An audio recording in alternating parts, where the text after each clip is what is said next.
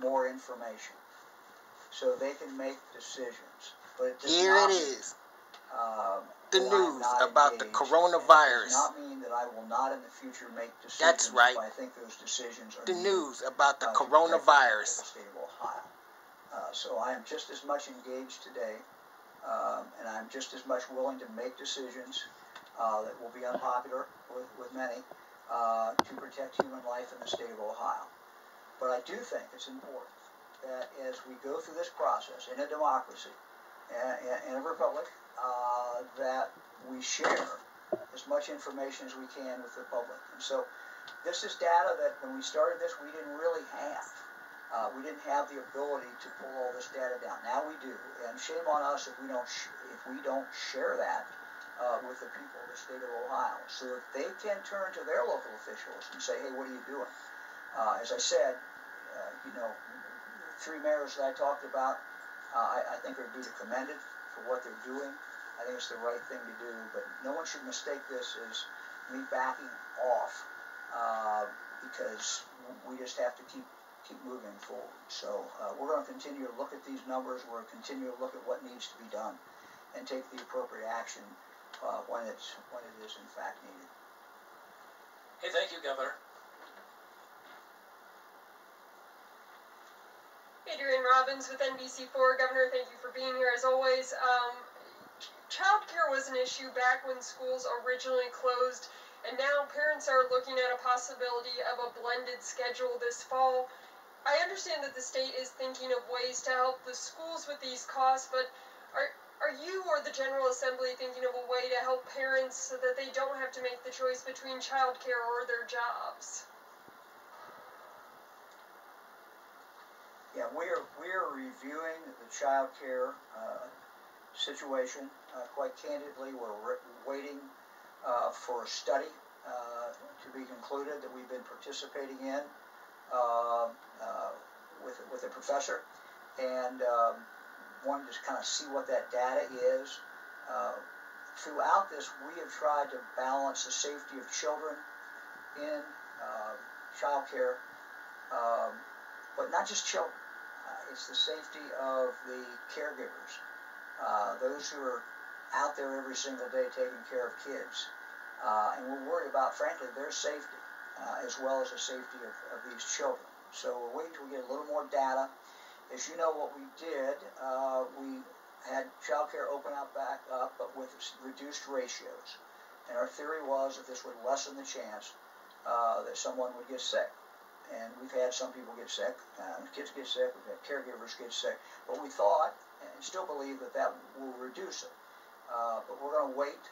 We should be getting some early indications from this study. It may not be published, but some indication. And at that point, which we don't think will be too long, 10 days maybe or so, at that point, we'll make the decision in regard to if we open up child care in the sense of allowing child care with bigger ratios, higher ratios. We've cut the ratios down, which has been, I think, the complaint. Our answer is we cut them down to try to protect kids and try to protect caregivers, but we also know that there's some people out there who can't get it now, and so we have to deal with that as well. We have to try to come up with a balance. So 10 days or so, we should be able to let you know and let everybody know about that.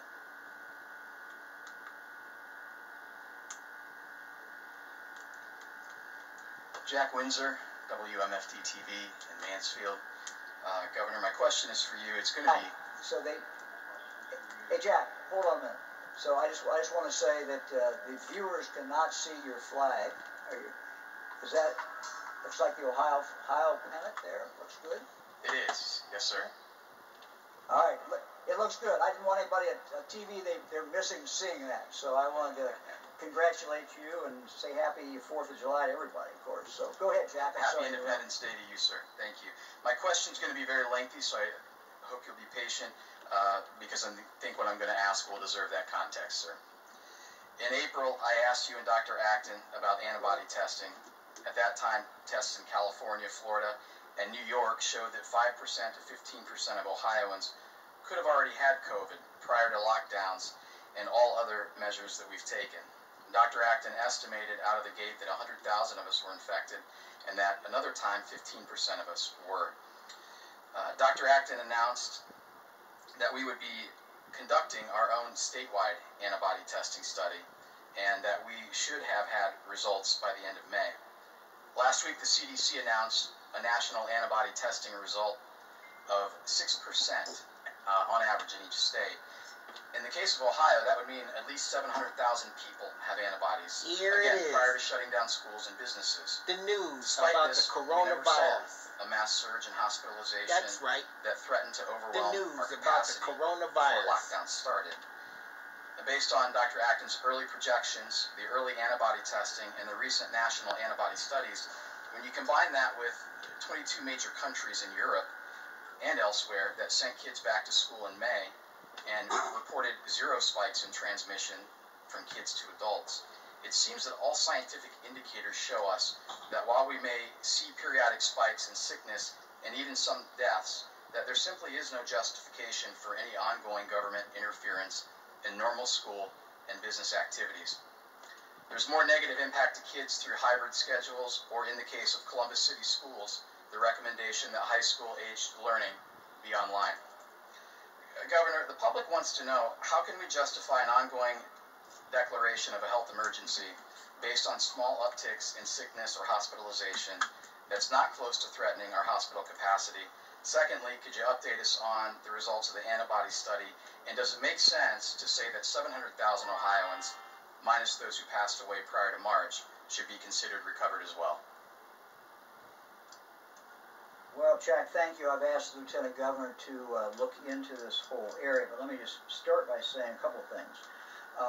Kids should go back to school. That's the whole thrust of what we said today.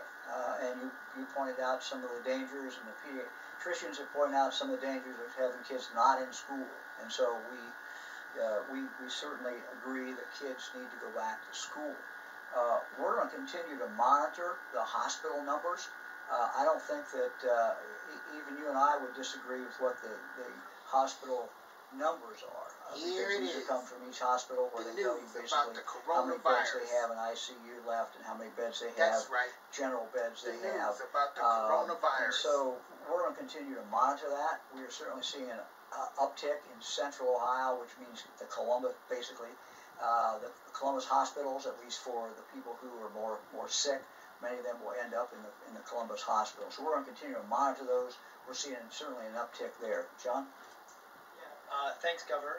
And Jack, let's hope that our immunity is broader than what the statistics would indicate that it is right now. But we have tried to have that fine line between, look, here's the best way to protect us. Let's get businesses open. Let's people go back to school. And do it in a way that offers as few mandates as possible, but the best recommendations on how we can actively keep ourselves from spreading the coronavirus, which could lead to some of those restrictions needing to be considered for the future. But on the prevalence study test, we had some changes at the Department of Health. The medical director, we have a new medical director. The new medical director has gone back through with the team to ensure that they're comfortable with the test methodology and practice, and we are moving forward, I've been told, with letters that will go out next week to households, to specific areas, to begin the process of that 30 by 30 antibody testing in Ohio. It's been delayed. I can tell you that I wish it had happened earlier than this. I worked very hard with NetJets and others to get the antibody test from China to us so that we could do more of those kinds of things.